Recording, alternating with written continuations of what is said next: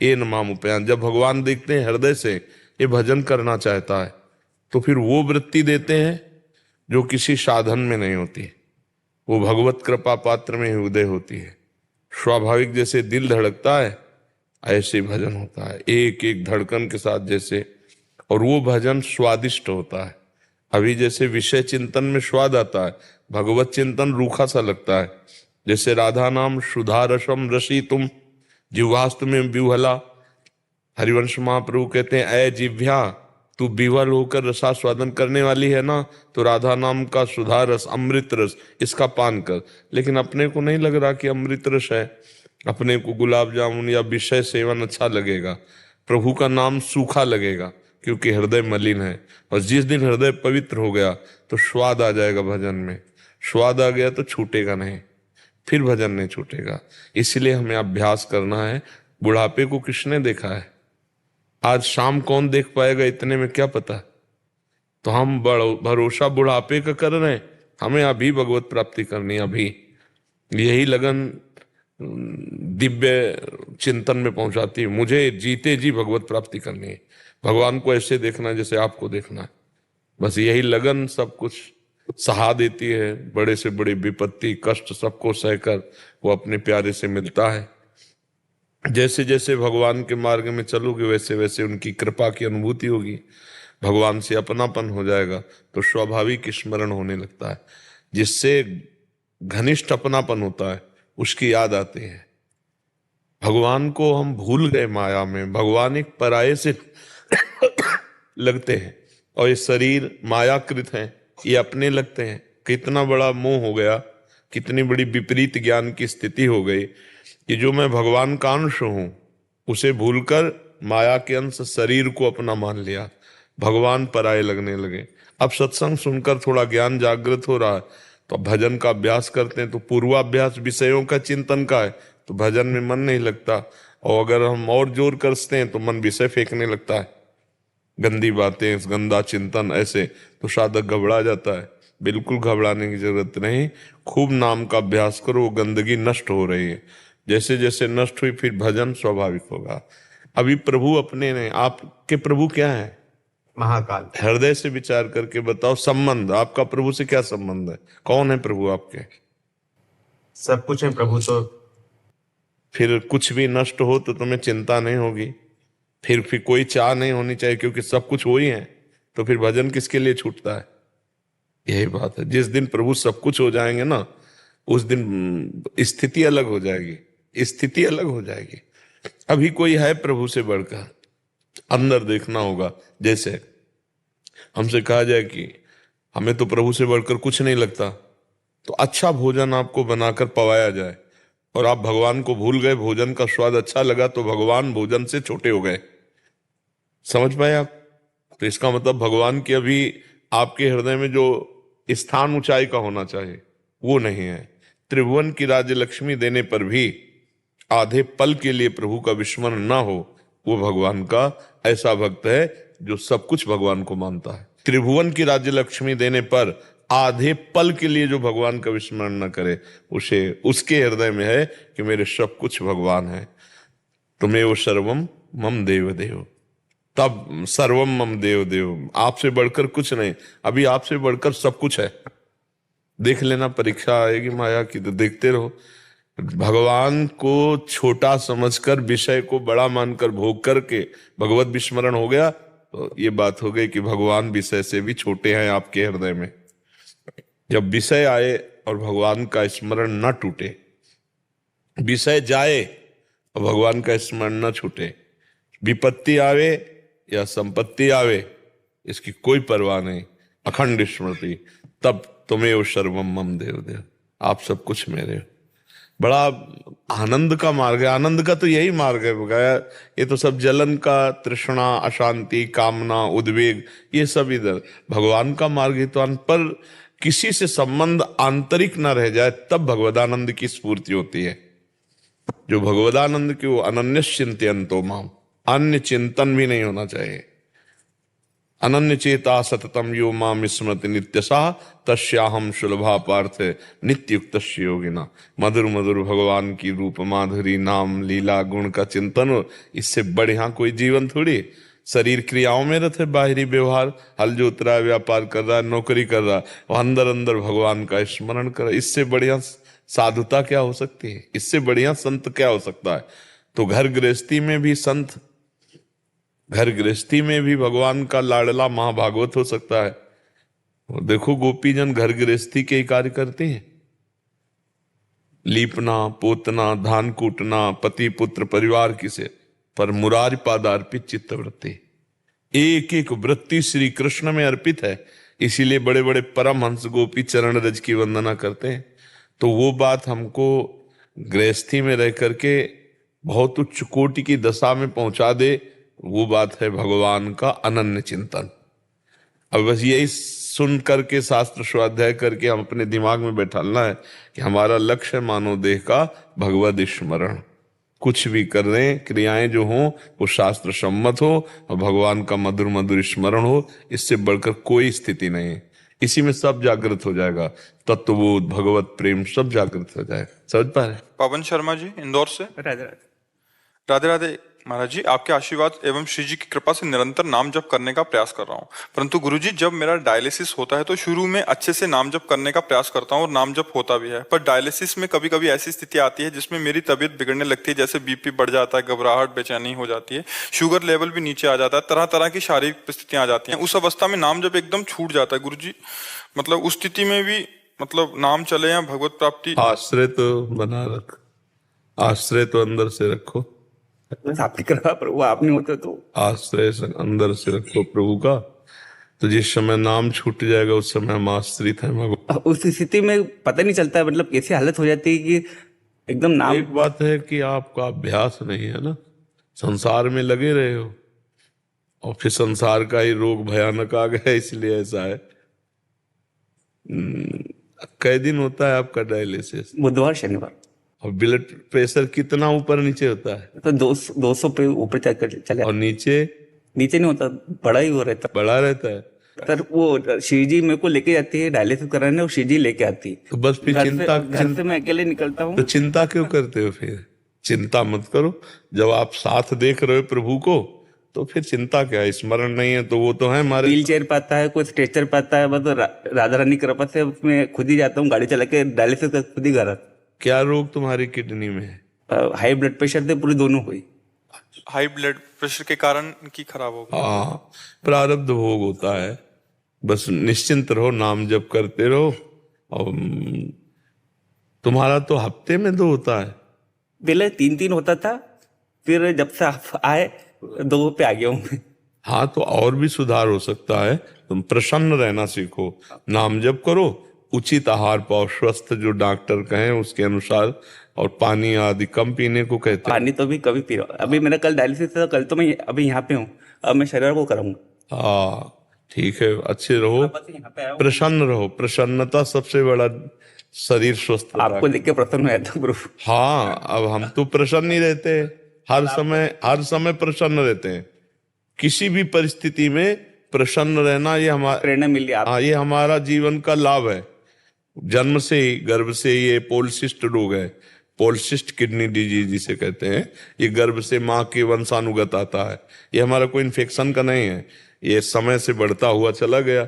35 वर्ष की अवस्था में प्रकाशित हो गया था, पर भगवान की कृपा से पराजित नहीं कर पाया अभी तक। अब आगे पराजित कर दे तो भगवान। अच्छा कर्म कर रहे थे, तभी आपका सानिध्य मिल गया, आपके प्रवचन मिल गए। नाम जप करो जी। शिवम शर्मा जी। महाराज जी आपके चरणों में कोटि कोटि प्रणाम। महाराज जी, इस संसार में रजोगुण और तमोगुण का प्रभाव सतोगुण से ज्यादा क्यों है, और इन तीनों गुणों से? नहीं, सतोगुण से ज्यादा नहीं है, सतोगुण वाले कम है। रजोगुण तमोगुण की तरफ विशेष प्रवृत्ति खींचती है, जैसे भोगाकांक्षा जितनी भी, क्रियाकांक्षा जितनी भी, वो राजसिक। मूढ़ता, प्रमाद, क्रोध, हिंसा, निद्रा, ये सब तामसिक। तो इसमें इसके गाहक बहुत हैं। सतोगुण तो किसी बिरले में टिकता होगा, आता जरूर है, आया सतोगुण चला गया। टिकना तो सतोगुण भगवान का स्मरण कराने वाला, दया आदि दिव्य सद्गुणों से युक्त, भगवत प्राप्ति के मार्ग में बड़ा सहयोगी सतोगुण। तो कहाँ भगवत प्राप्ति के मार्ग में कोई बिरला ही चलना चाहता है। तो जो चलना चाहता है वही सतोगुणी है, और जो सतोगुणी वही चलना चाहेगा। तो रजतम तो संसार में ही फंसाने वाले हैं। तो इसलिए रजोगुण तमोगुण की बहुत अधिकता है।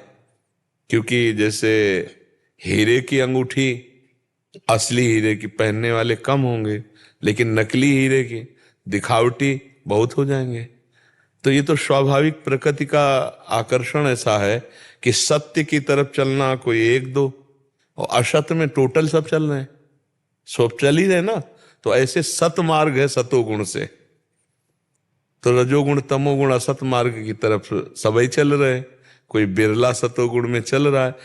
आहार सात्विक, पहनना वस्त्र पोशाक सात्विक, पीना जल आदि सात्विक, शास्त्र सात्विक, आचरण सात्विक, तो वो टिकेगा सतोगुण। नहीं आता तो सब में है, 3 गुणों का चक्र चल रहा है, तो आता सब में, पर ऐसे चला गया। उसको रोक पाना, अधिक समय सतोगुण में रहना, ये कोई बिरला ही। तो भगवान की माया का ऐसा खेल ही है कि असत, देखो कि भगवत धामों में तीर्थों में भी जाकर के घोर पापाचरण की प्रवृत्ति करना, तो ये ऐसे बहुत लोग मिलेंगे। लेकिन भगवान के धाम में जाके उपवास करना, तपस्या करना, नाम जप करना, दान पुण्य करना, पवित्र रहना, ऐसे कोई बिरले होंगे। नहीं तो धाम को भी आजकल पिकनिक जैसा है, नहीं मनाने लोग जाते। वैसे भगवत धाम में कम से कम एक रात अगर रुके तो उपवास करे, और भजन परायण पूरा समय जाए। कम समय मिलता है धाम आदि के लिए, तो उपवास करके भजन करना, परिक्रमा करना, ये सब कमाया जाता है। तो ऐसे ही सतोगुणी वृत्ति तो बहुत दुर्लभ वृत्ति है, और रजोगुणी तमोगुणी मारी घूम रही है। नकली आभूषण 10-5 हजार के ढेर सारे ले आओ, तो असली कौन पहनना चाहेगा? कोई बिरला धनी। ऐसे ही पूर्व जन्म का कोई पुण्यात्मा ही सतोगुण में टिकेगा, नहीं तो रजोगुण तमोगुण वही सब है। और शतोगुण में है तो फिर क्या कहना, हो तो पवित्र जीवन है, मंगलमय जीवन है। तो इसलिए रजोगुण तमोगुण की बाहुल्यता। किसका प्रश्न था? हाँ जी, रंजीत शर्मा जी, गंगानगर से। राधे राधे। राधे राधे गुरुदेव, आपके चरणों में कोटि कोटि प्रणाम। गुरुदेव, महाराज जी आप कह रहे हैं कि आप एक शिक्षा संस्थान चलाते हैं जिसमें बहुत सारे बच्चे जुड़े हुए हैं, और महाराज जी पिछले 1.5 वर्ष से आपके अमृत में वचन लगातार सुनने का सौभाग्य प्राप्त हुआ। गुरुदेव, आपके अमृत में वचनों का वाचन निरंतर स्कूल में बच्चों के बीच में भी करते रहते हैं, जिनका सकारात्मक प्रभाव भी दिखाई देता है। बहुत से बच्चे एक सही मार्ग पे चलने का प्रयास कर रहे हैं, जिससे सुखद अनुभूति भी होती है हमें। इस हेतु जो इनका संस्थान है आपका ऋणी रहेगा। महाराज जी ये कह रहे हैं कि क्या इस तरह शिक्षा सेवा कार्य करते करते हमें भगवत प्राप्ति हो जाएगी? हाँ। बार बार मन करता है कि सब कुछ छोड़ के नहीं, छोड़ने की जरूरत नहीं है। भगवान को समर्पित करने की जरूरत है। जो सेवा कर रहे हो, सामने बच्चों में भगवत भाव लाने की चेष्टा करो कि मेरे भगवान इन बच्चों के रूप में है, विद्यार्थी के रूप में है। मेरा कर्तव्य इनकी जो शिक्षा देना है वो पूजा है मेरी।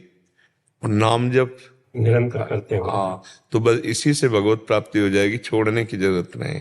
और करो। देखो, अगर 10 बच्चे तैयार कर दिए तो बहुत बड़ी भगवान की सेवा हो गई। अच्छे पवित्र विचार वाले सात्विक नाम जापक अगर 10 बच्चे तैयार कर दिए तो पता नहीं उसमें से कौन सा बच्चा निकले पूरे भारत को सुख पहुंचाए, पूरे विश्व को सुख पहुंचाने वाला बन जाए। इसलिए सेवा जरूर करनी चाहिए, सेवा नहीं छोड़ना। नहीं, प्रयास करते हैं गुरुदेव, माँ शारदा की कृपा से। बचपन में माँ बाप गुजर गए, तब से अब ये सेवा भावना में जुटे। पर अब 1.5 साल से निरंतर ही रहता है, जैसे क्यों न वृंदावन वास करें, क्या इसी में जुड़े रहें। तो वैसे उचित है, आशीर्वाद लेने वैसे उचित है जुड़े रहना, क्योंकि पवित्र शिक्षक मिलना बहुत कठिन हो रहा है। जब पैसा लगा के डॉक्टर मास्टर बना जाता है ना, तो पूरा का पूरा लक्ष्य होता है रुपया। और जब रुपया लक्ष्य होता है तो फिर वो ना डॉक्टरी सही होती है ना मास्टरी सही होती है, क्योंकि उसका लक्ष्य रुपया है। जब धर्म लक्ष्य होता है, हमारे यहाँ 4 पुरुषार्थ हैं, रुपये का भी महत्व है, पर पहले धर्म, फिर अर्थ, फिर काम, फिर मोक्ष। तो धर्म लक्ष्य हो जाएगा कि हम डॉक्टर हैं, हमारा धर्म है मरीज को ठीक करना। हम मास्टर हैं, हमारा लक्ष्य विद्यार्थी को पढ़ाना। जब धर्म लक्ष्य में आएगा तब बात। ऐसे धर्म आत्मा टीचर मिलना बहुत कठिन है। नहीं, रजोगुणी टीचर तो मिल जाएंगे बहुत, जिनका लक्ष्य रुपया है वो रजोगुणी टीचर मिल जाएंगे, लेकिन जिनका लक्ष्य धर्म है, भगवत प्राप्ति है, उनके द्वारा जो शिक्षा होगी वो समाज का बड़ा कल्याण करेगी, बड़ा मंगल करेगी। तो अब हम इसीलिए कहते हैं कि वृंदावन वास महान है, लेकिन अगर आप 10 बच्चे तैयार कर दिए, उनका जीवन पवित्र उज्जवल भविष्य, ये बहुत बड़ी भगवान की सेवा होगी। आप उसी सेवा में रहिए, और वृंदावन वहां भी है जहां आप हो, कहीं भी रहोगे तो वृंदावन दिव्य धाम है ना, जड़ देश थोड़ी है। तो भगवान जैसे तुम्हारे हृदय में, ऐसे वृंदावन भी हृदय में है हमारे। उर वृंदावन, और भगवत रसिक जी कह रहे हैं, माया काल जहां नहीं व्यापे तहां रसिक सिरमौर हमारे उर वृंदावन। यदि आप वृंदावन का चिंतन करते हो, राधा राधा नाम जप करते हो, तो जब शरीर छूटेगा तो वृंदावन ही आओगे पक्का। तो आप सेवा में रत रहो, ठीक है जी। अंकित जी, राधा वल्लभ जी, महाराज जी आपके चरणों में कोटि कोटि प्रणाम। महाराज जी हमारी ड्यूटी ज्यादातर समुद्र में रहती है, महाराज जी समुद्र में कैसे भजन करें? अरे कहीं भी ड्यूटी रहे, समुद्र में रहे, पृथ्वी में रहे, आकाश में रहे, हम जिंदा है, श्वास चल रही तो राधा राधा। ये है कि समुद्र में भजन नहीं हो सकता, समुद्र में तो और भजन होगा। भगवान का साक्षात स्वरूप है समुद्र, भगवान का स्वरूप है, ब्रह्म स्वरूप है समुद्र, तो उसमें तो और भजन होगा। मान लो गंगा के ऊपर रात दिन रहना पड़े तो भजन ही है, तो आप और भजन करो। भजन देखो, भजन अंदर की चीज होती है, बाहर के संग से थोड़ा अनुकूल या प्रतिकूल भाव पड़ता है। जैसे मान लो 4 भगत मिल जाए तो भजन में उन्नति होगी, और 4 अभक्त मिल जाए तो बड़ी अंदर से लड़ाई लड़नी पड़ेगी। ये तो हो सकता है, लेकिन असंभव नहीं है कि हम समुद्र में भजन नहीं कर सकते, या पृथ्वी में नहीं कर सकते, या वायु में नहीं कर सकते। अलग अलग डिपार्टमेंट हैं, अलग अलग साधना है, पर भगवान सबके एक ही हैं। तो भगवान का स्मरण करना सबसे बड़ी साधना है। तो समुद्र में हो तो क्या, अंदर से भगवत स्मरण करने में समुद्र रोकेगा क्या? नहीं, और आनंद है, ज्यादा प्रपंच तो रहेगा नहीं, वही साथ में जो आपके हैं वही साथ में है। और किसको किससे मतलब है, अपनी अपनी ड्यूटी सब निभा रहे हैं। आप अंदर ही अंदर नाम जप करते हुए भारत की सेवा में रहो। बहुत बड़ी सेवा है, भारतीय सैनिक जो जल थल वायु में है, इन्हीं के द्वारा हमारी रक्षा होती है। आज हम जो भजन स्वतंत्र रूप से कर रहे हैं तो आप सबकी सुरक्षा में कर रहे हैं। अगर बॉर्डर पे सुरक्षा ना हो तो आतंक हमें भजन न करने दें। जो दुष्ट स्वभाव के लोग हैं वो हम जितने भी नहीं शांति से रह पाएंगे। मान लो हम सुना कि वहां एक हमारा भारत का जवान आतंकवादी ने मार दिया, तो ये थोड़ी कि यार हृदय जलता है, यार देश की रक्षा में एक जवान शहीद हुआ, ये दुष्ट कुछ लेना ना देना, बेमतलब अपने प्राण गंवा रहे और 4 को और मार रहे हैं। इनकी बुद्धि को जो है विपरीत कर दिया गया है, तो विपरीत चिंतन कर। तो अब आप सोचो, अगर वहां तुम ना लगो और वो अंदर आ जाए तो लाखों को मारेंगे। इसलिए शासन में जो सेना है ये बहुत पवित्र कार्य है, इसमें जो प्राण बलिदान है सीधे स्वर्ग जाएगा। अगर नाम जप कर रहा है तो भगवत प्राप्त हो जाएगा। तो बढ़िया है, समुद्र में रहकर खूब भजन करो, कोई परेशानी नहीं। क्यों? तो वहां पे जब करते हैं नाम जब नीचे, तो सभी हैं वो तो इसमें नहीं है। नहीं, नाम जप का देखो, अब कौन जाने हम क्या कर रहे हैं, भजन कर रहे हैं कि संसार का चिंतन कर रहे हैं कि प्रभु कर रहे हैं। भजन गुप्त करना चाहिए, फिर 4 आपकी हंसी उड़ाएंगे। मान लो आप बैठ के राधा राधा राधा करोगे तो आपकी हंसी उड़ाएंगे। 4 के बीच में बैठे हैं, पैंट शर्ट पहने हुए, बिल्कुल संसारी बने हुए, और अंदर से राधा राधा जप रहे। जो वो बात किया तो बात कर लिया, किसी को समझने नहीं दिया कि हम भगवान में हैं। वही भक्ति उत्तम होती है। जहां जैसा माहौल हो उसके अनुसार भक्ति का अपना छुपाना या प्रकाशित करना। जहां भक्तों की सभा है वहां प्रकाशित कर दिया, जहां भक्त लोग हैं वहां छुपा लिया। देखो विभीषण जी लंका में रह के भक्ति कर रहे थे, वो बड़ी सुंदर भक्ति की। भगवान ने कहा तुम सारी के संत प्रिय मोरे, तो आप समुद्र में रह करके बढ़िया भक्ति कर सकते हो। ठीक है पूजा जी, राधे राधे। महाराज जी आपके चरणों में कोटि कोटि प्रणाम। महाराज जी विवाहित जीवन में स्वतंत्रता कितना आवश्यक है? आजकल सब स्वतंत्र, हम तो केवल इतनी बात जानते हैं कि शास्त्र, गुरु, कानून, समाज, इसके परतंत्र रहने से आप सदैव सुखी रहेंगे, और इनसे स्वतंत्र होंगे तो आप नष्ट हो जाएंगे। शास्त्र आज्ञा ना मानना, कानून ना मानना, समाज की धर्म व्यवस्था ना मानना, संतों की बात ना मानना, ये स्वतंत्रता नरक ले जाएगी।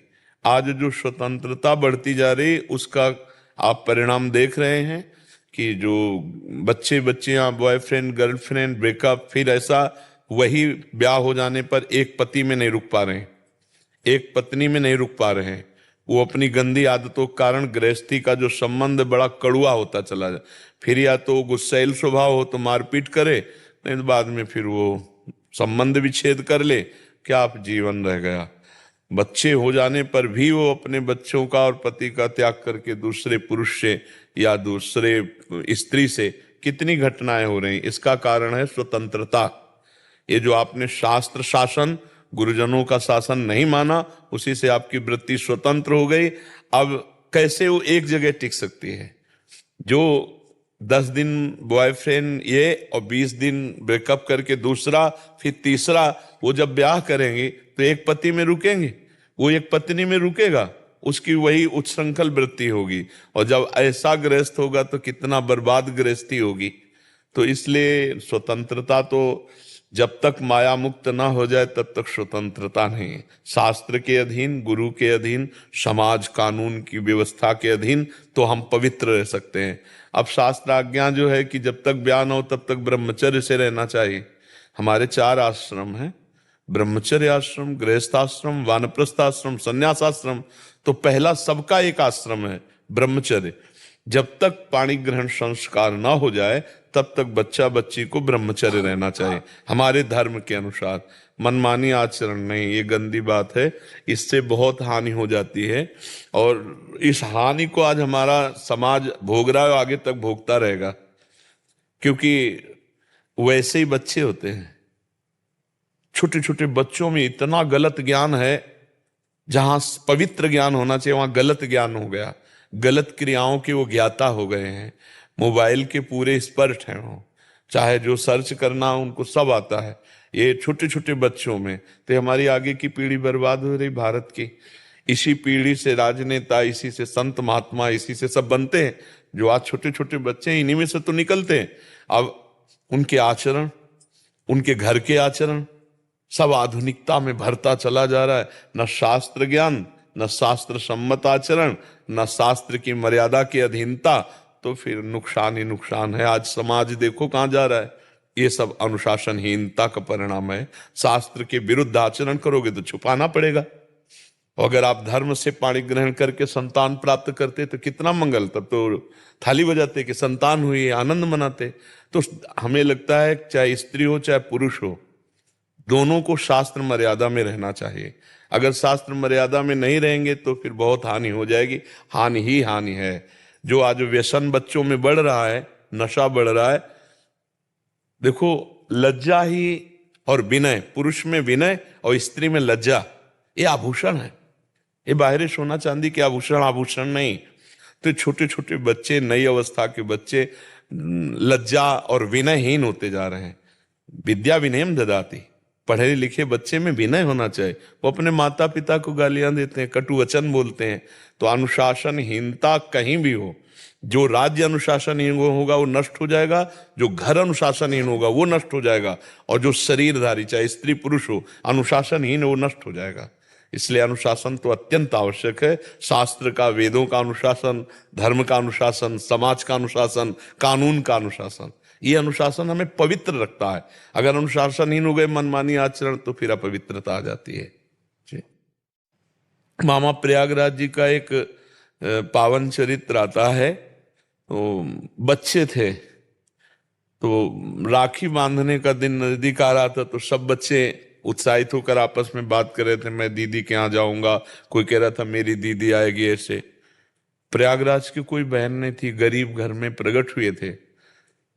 तो वो उनसे कहा तू क्या दिखता है, तेरी तो बहन है नहीं। तो गए और कहा माँ, छोटे 5 वर्ष के लिए, कहा माँ मेरी दीदी नहीं। तो आंसू देख के समझ गई कि बच्चों ने। तो उनका किसने कहा? बोले हम सब खेलने वाले बच्चे कहते हैं हमारे दीदी। बोले वो क्या जाने, जब ये पैदा भी नहीं हुए थे तब तेरी दीदी का विवाह हो गया था। तेरी दीदी है जानकी जी और तेरे जीजा है राम जी। छोटे से बालक के पवित्र हृदय में बात। अच्छा, वो ठसक से खेलते हुए सब बच्चों से कहता, मेरे जीजा राम जी, मेरी जीजी जानकी जी। वो राखी बंधन का समय, तो उनका आते क्यों नहीं है हमारे जीजा? जीजी आए, सबके आए और तिलक रोचना की और बांधा।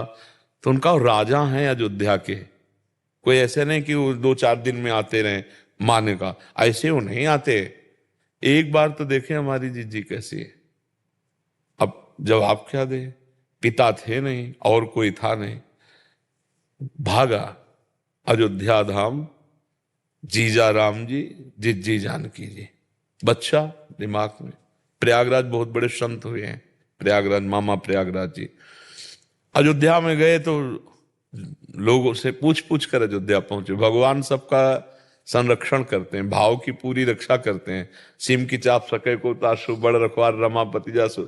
अयोध्या पर पूछा, हमारी जिज्जी जानकी जी, जीजा राम जी कहाँ? तो उनका कनक भवन, भक्तों ने समझा कि तो उनका कनक भवन। वहां गए तो उनका यहाँ तो मूर्ति है। मूर्ति नहीं, हमारे जीजा जी हैं, अयोध्या में रहते हैं। लोगों ने बच्चा समझ, अब कोई उनकी बात ना सुने। वो घर से आटा के लड्डू बना के लाए थे कि जीजी को और जीजा को पवाएंगे। तो सरयू के किनारे रो रहे कि कोई हमें पता नहीं बता रहा, हमारे जीजा जी यही रहते, उनका नाम राम जी है, जानकी जी है। तो सब लोग कनक भवन की तरफ उनकी बात, बोले हमें मूर्ति नहीं, हमारे जीजा जी चाहिए। एकांत में सरयू किनारे रो रहे थे। इतने में महाराजाधिराज श्री रामचंद्र की जय आवाज कान में पड़ी। देखा विशाल हाथी पर सोने की झालर, मढ़ा हुआ हाथी, और सीढ़ियां सेवक लगा रहे हैं। तो जानकी जी और राम जी उतर रहे हैं। जानकी जी दौड़कर नजदीक आई, बोले इतना तुम एकांत में रो रहे हो, हमारा जहां हम रहते हैं वो कोई बिरला ही जानता है जहां रहते हैं। देखो हम तुम्हारी जीजी जानकी, ये तुम्हारे जीजा राम। और जानकी जी ने गले से लगाया जैसे भाई को लगाते ना, रोचना लगाया, तिलक वास। राम जी, अब उसका सब अज्ञान नष्ट हो गया। जब साक्षात परब्रह्म परमात्मा भगवान भाव के भूखे हैं, विकलता भगवान की विकलता हुई कि मेरे जीजा राम जी, जिज्जी सिया जी कहाँ है? भगवान जहां कोई विकल होता है वहीं प्रकट। रुदु सुश्रम राजन कृष्ण दर्शन लालसा, तो प्रकट हो गए ना। तासा महावीर भूत चोरी इसमें मान मुखाम्बुजा, पीतांबर धरा सृग्वी, साक्षात मनमथ मनमथा। काफी देर बातचीत हुई। अज्ञान का नाश होने के कारण वो जान पाए कि हमारी जिज्जी जानकी जी कौन है और जीजा राम जी कौन है। छोटे से बालक में ब्रह्मबोध, भगवत तत्व का ज्ञान। अब तो हर समय वो गिरदा लगा के बैठते थे। अगर कोई कुछ कहता तो कहते, पता है तुम्हें मैं राम जी का साला हूं, जानकी जी मेरी बहन, मेरे जीजा चक्रवर्ती सम्राट राजाधिराज राम। अब मुझे क्या करना है, मैं तो उनका साला हूं। बड़े सिद्ध महापुरुष हुए वो, सिद्ध महा, एक संबंध, उसी से भगवत साक्षात्कार।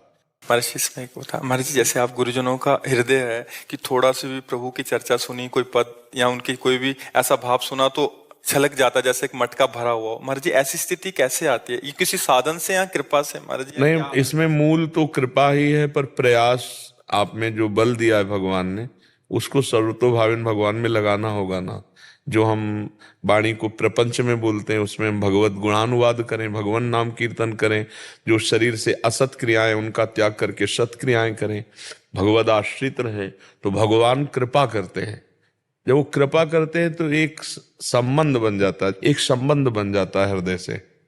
प्रभु मेरे मित्र हैं, या प्रभु मेरे स्वामी हैं, या प्रभु का मैं दास, में प्रभु हमारे पति हैं, प्रीतम हैं, प्रभु हमारे सखा हैं, जैसे दोस्त, प्रभु हमारे पुत्र हैं। एक कोई संबंध दृढ़ प्रभु से हो जाए तो दशा बदल जाएगी। उसी संबंध का बार बार, जैसे अपने प्रिय दोस्त का कोई बड़ा आदमी आपसे हाथ मिला ले, बहुत पदाधिकारी हो धनी, तो आपको दिन भर फूलन रहेगी, नहीं फूलन रहे, यार आज तो अमुक अपने हाथ मिलाया और कहा कि कभी भी कुछ जरूरत पड़े, यार अब तो हम निहाल हो गए। एक मृत्यु लोक का वो कभी दोबारा फोन न करे। और भगवान कह रहे हैं योगक्षेमम वहाम्यहम, अनन्यस चिंतन, तो तुम केवल मेरा चिंतन करो, पूरा ठेका लेता हूं योगक्षेम का। तो वो तो वास्तविक पूरा ठेका ले सकते, दूसरा कोई ले ही नहीं सकता। हमको निर्भय हो जाना चाहिए। भगवान से अपनापन नहीं है, खास बात है अपनापन। अपना दोस्त जैसा, सबसे प्यारा दोस्त, अपना प्रिय पति जैसे, अपना प्रिय पुत्र जैसे, अपना प्रिय स्वामी, मैं उनका दास हूं।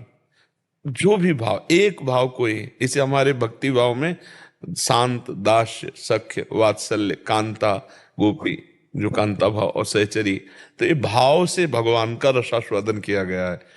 देखो कितना सुख मिलेगा जब लगेगा इतने महान भगवान हमारे दोस्त हैं यार, इतने भगवान महान हैं जिनके सुदर्शन आदि चक्र सेवा में रहते हैं। नंद सुनंद जय विजय पार्षद, एक पार्षद सांप के वश अवतीर्ण हुआ, हिला के रख दिया ब्रह्मांड को पूरे। रावण, कुंभकर्ण, हिरणाक्ष, हिरण्यकश्यप, शिशुपाल, दंतवक, इनके ऐसे अनंत पार्षद हैं। वो प्रभु मेरे यार हैं, वो श्री कृष्ण मेरे मित्र हैं।